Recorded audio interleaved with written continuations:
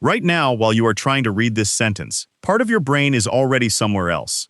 It is planning what you will eat later. It is replaying something you said 3 years ago that still makes you wince. It is wondering, faintly, whether you turned off the stove. You have been told this is a focus problem, that your attention is broken, that if you could only quiet the noise, you would finally get things done like everyone else seems to. So you have spent years fighting the noise, apologizing for it, treating the busiest part of your mind as the enemy. Here is the thing nobody told you. That restless, scanning, never-quiet engine in your head is not a defect that showed up in you by accident. It is an ancient survival tool, tuned across tens of thousands of years, and for most of human history it was the reason people like you stayed alive while the calmer, steadier minds around them missed the danger.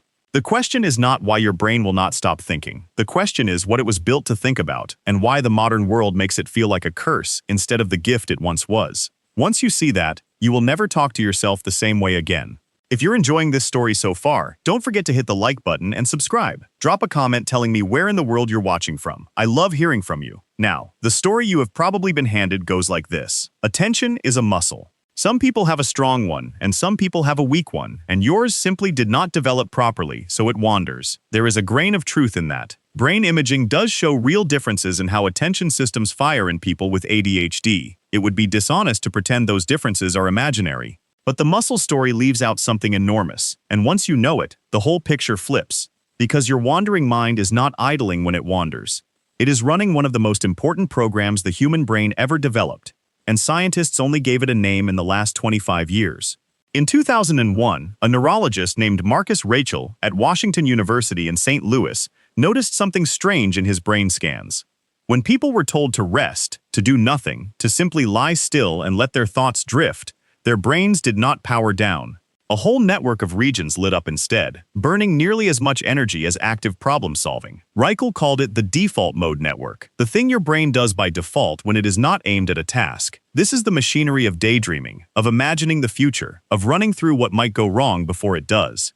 In most people, it switches off when they focus and switches back on when they rest. In added brains, the research suggests, it does not switch off cleanly. It keeps humming in the background, interrupting, offering, scanning. Here is what that actually means for you. When your mind drifts in a meeting, it is not empty. It is a threat detection and possibility generating system that never got the memo that the danger is gone. Now walk back with me 100,000 years, because this is where it stops being a flaw and starts being a lineage. Picture a small band moving across open grassland. Most of the group is doing the steady, patient work of survival, watching one patch of ground, staying with one task, finishing what is in front of them. That patience is valuable. But every band also needed someone whose attention would not stay put. Someone whose eyes flicked to the movement in the far grass while everyone else was looking down. Someone who got bored of the safe, familiar valley and wondered what was over the ridge, where the water was, where the herds had gone. In a world of predators and scarcity, the mind that could not stop scanning was not a liability. It was an early warning system with legs. If you're hooked on this story, make sure to subscribe and turn on notifications so you never miss an upload. Your support means everything and helps me bring you more emotional stories like this one. And this is not just a nice idea. There is genetic fingerprint evidence for it. Researchers have studied a variant of a gene called DRD4, specifically a version known as the 7-repeat allele, which is strongly linked to novelty seeking and to traits that overlap with ADHD. In 2008, anthropologist Dan Eisenberg studied the Ariaal people of northern Kenya, a group where some members still lived as nomads following their herds, while others had recently settled into farming villages. He found something that should stop you in your tracks. Among the nomads, the men who carried that 7-repeat variant, the so-called Restless gene, were better nourished than those who did not carry it. Among the settled farmers, the exact same gene was linked to being worse off. Same DNA, opposite outcome. The only thing that changed was the world it was placed in. Here is what that means for you, sitting in a chair, staring at a screen that demands you sit still. Your brain may be carrying a variant that was an advantage for the person following the herd, and a burden for the person chained to the plow. You did not fail at a task you were designed for. You were designed for a different task entirely. The framework behind this even has a name. Back in 1993, a writer named Thom Hartmann proposed what he called the hunter versus farmer hypothesis. The idea that ADHD traits are the leftover wiring of hunters trying to survive in a world built by and for farmers. It began as a hunch, not a proven law, and serious scientists still argue about how far it goes. But the Ariaal findings gave it real teeth, and it captures something that self-help language never could.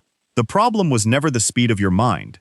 The problem is that we built a civilization of small rooms, long meetings, and single unchanging tasks, and then handed it to a brain shaped by open horizons. So let me say the thing you may have needed to hear for a very long time.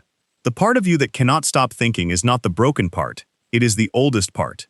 It is the sentinel who kept watch while the others slept, the wanderer who found the new water, the mind that stayed switched on so that the group would not be caught off guard. That mind did not survive by accident. It survived because bands that had someone like you in them lived longer than bands that did not. You are not the mistake in the system. You are the reason the system made it this far. That does not erase how exhausting it can feel to carry a searchlight in a world that only rewards sitting still. The tiredness is real. The frustration is real. But the next time your thoughts sprint ahead of you in a quiet room and you feel that old flush of shame, I want you to notice what is actually happening. Somewhere far back in the dark, a version of you refused to stop scanning the grass, and everyone they loved woke up the next morning because of it. Your brain is still doing that job. It just has not been told the lions are gone. There is a second half to this that almost nobody explains to you, and it changes how you should treat your own mind on the good days.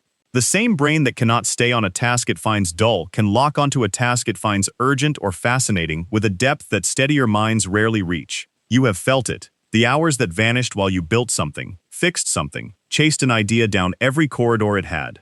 Psychologists call the general state flow, a term the researcher Mihai Csikszentmihalyi gave it in his work through the 1970s and 80s, describing those stretches where time and self seem to dissolve into the task. For the ancient scanner, this was the other side of the same coin. The mind that would not settle on the safe, familiar valley was also the mind that would not let go once the trail of the herd was found. Restlessness and obsession were never two different traits. They were one tool with two settings: boredom when nothing mattered, and total absorption when something finally did. Here is what that means for you. Your attention is not weak. It is selective in a way the modern classroom and the modern office were never designed to reward. It ignores what feels pointless and pours everything into what feels alive, which is exactly the setting a hunter needed, and exactly the setting a filing cabinet punishes. So stop asking how to force your mind to care about things it has decided do not matter. Start asking what genuinely lights the searchlight up, and then build as much of your life as you can around that fire. The person you are trying to fix is the person your ancestors would have trusted to find the water.